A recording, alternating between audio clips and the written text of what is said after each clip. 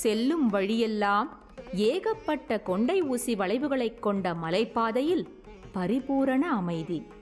சூழ்நிலை சற்று திகிலாகவும் இருக்கிறது. கலசா என்னும் இடம் வரை ஓரளவுக்கு கஷ்டமில்லாமல் வந்துவிடலாம். மழைக்காலத்தில் சிரபுஞ்சி போல எப்போதும் மழை பெய்து கொண்டு இருக்கும். 15 வருடம் முன்பு வரை இந்த பகுதிக்கு அவ்வளவு எளிதாக யாரும் வந்துவிட முடியாதாம். இப்போது சீரான மலைப்பாதைகள் உள்ளன.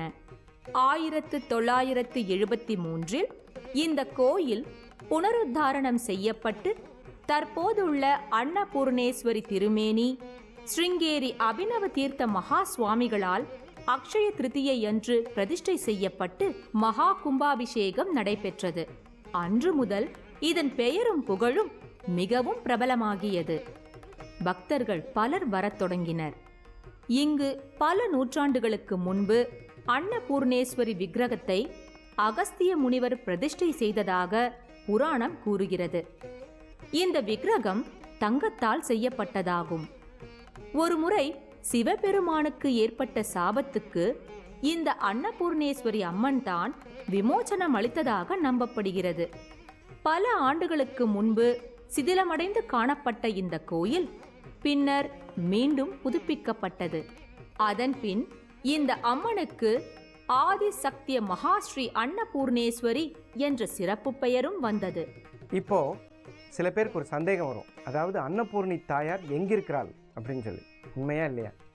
அன்னபூர்ணி தாயாரை பற்றி சொல்லணும்னு கேட்டிங்கன்னா, அரிசி அப்படிங்கிற வார்த்தையை கேட்போம். அரிசிங்கிற வார்த்தை அரி என்றால் பெருமாளை குறிக்கும். ஹரி ஹரி ஹரின்னு நம்ம நிறைய கோவில்களில் பார்த்துருக்கோம்.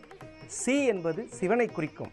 அப்போது அரியும் சிவனும் சேர்ந்திருக்கக்கூடிய ஒரு அற்புதமான பேர் அரிசின்னு பேருங்க.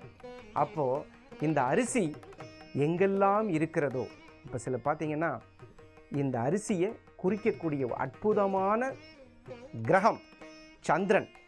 சந்திரனாலே அழகான தெய்வம், அழகுக்கு அழகு சேர்க்கக்கூடிய தெய்வம் அன்னபூரணி.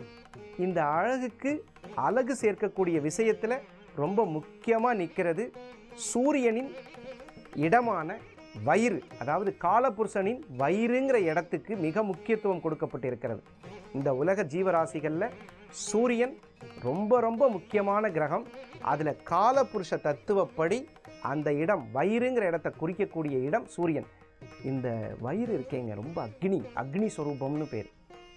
அந்த அக்னி கொதிக்க ஆரம்பிச்சதுன்னா ஒரு மனிதனுக்கு அறிவு வேலை செய்யாது, கோபம் வந்துடும்.